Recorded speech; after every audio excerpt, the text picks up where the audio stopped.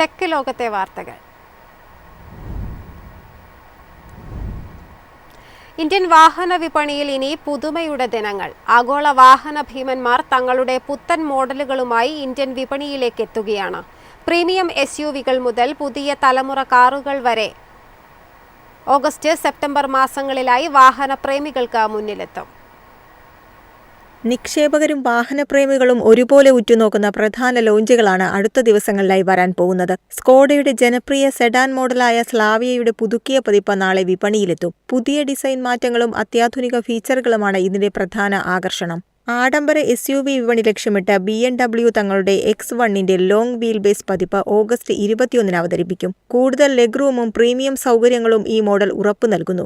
German ആഡംബര വാഹന നിർമ്മാതാക്കളായ ഔഡിയുടെ പുത്തൻ Q3 SUV ഓഗസ്റ്റ് 25 ഇലക്ട്രിക് വാഹന വിപണിയിലെ മത്സരം കടുപ്പിക്കാൻ MGയുടെ പുത്തൻ ഇലക്ട്രിക് SUV ഹെക്ടർ ഹോഗ് EV ഓഗസ്റ്റ് 26 ലോഞ്ച് ചെയ്യും.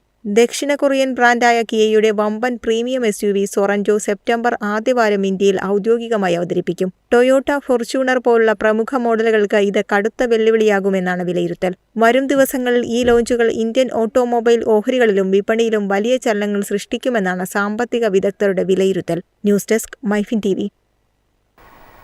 സ്മാർട്ട് ഫോൺ നിർമ്മാണ രംഗത്തേക്ക് വൻ കുതിച്ചുചാട്ടത്തിനൊരുങ്ങി പ്രമുഖ ഇലക്ട്രോണിക്സ് മാനുഫാക്ചറിംഗ് കമ്പനിയായ ആംബർ എന്റർപ്രൈസസ്. ഇന്ത്യയിലെ പ്രമുഖ സ്മാർട്ട് ഫോൺ ബ്രാൻഡുകളായ ഓപ്പോ, OnePlus, റിയൽമി എന്നിവയ്ക്കായി ഇനി ആംബർ എന്റർപ്രൈസസ് ഫോണുകൾ നിർമ്മിക്കും. ഇത് സംബന്ധിച്ച ഓപ്പോ മൊബൈൽസ് ഇന്ത്യയുമായി കമ്പനി തന്ത്രപ്രധാനമായ നിർമ്മാണ കരാറിൽ ഒപ്പുവച്ചു.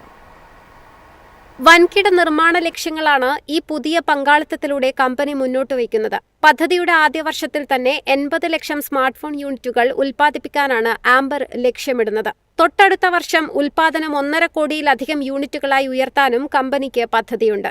ഇന്ത്യയിലെ സ്മാർട്ട് ഫോൺ നിർമ്മാണ മേഖലയ്ക്ക് വലിയ ഉണർവ് നൽകുന്നതാണ് ഈ നീക്കം. 2 ഘട്ടങ്ങളായാണ് ഉൽപ്പാദനം ക്രമീകരിച്ചിരിക്കുന്നത്. 2026-27 സാമ്പത്തിക വർഷത്തിന്റെ അവസാന പാദത്തിൽ പരീക്ഷണാടിസ്ഥാനത്തിലുള്ള ട്രയൽ പ്രൊഡക്ഷൻ ആരംഭിക്കും. തുടർന്ന് 2027-28 സാമ്പത്തിക വർഷത്തിന്റെ ആദ്യ പാദത്തോടെ പൂർണ്ണതോതിലുള്ള വാണിജ്യ ഉൽപ്പാദനത്തിലേക്ക് കമ്പനി കടക്കും എന്നാണ് ഔദ്യോഗിക അറിയിപ്പ്. ഇന്ത്യയെ ഒരു ആഗോള സ്മാർട്ട് ഫോൺ മാനുഫാക്ചറിംഗ് ഹബ്ബാക്കി മാറ്റാനുള്ള ശ്രമങ്ങൾക്ക് ഈ കരാർ കൂടുതൽ കരുത്തു പകരും. വിപണിയിലെ മുൻനിര ബ്രാൻഡുകളായ ഓപ്പോയ്ക്കും OnePlusനും റിയൽമിക്കും തങ്ങളുടെ ഇന്ത്യൻ ഉൽപ്പാദനം വേഗത്തിലാക്കാൻ ഇതിലൂടെ സാധിക്കുമെന്നാണ് വിലയിരുത്തൽ. News desk, MyFin TV. എളുപ്പത്തിൽ സമ്പാദ്യം വളർത്താം. ഇന്ന് തന്നെ മൈഫിൻ TV ആപ്പ് ഡൗൺലോഡ് ചെയ്യൂ.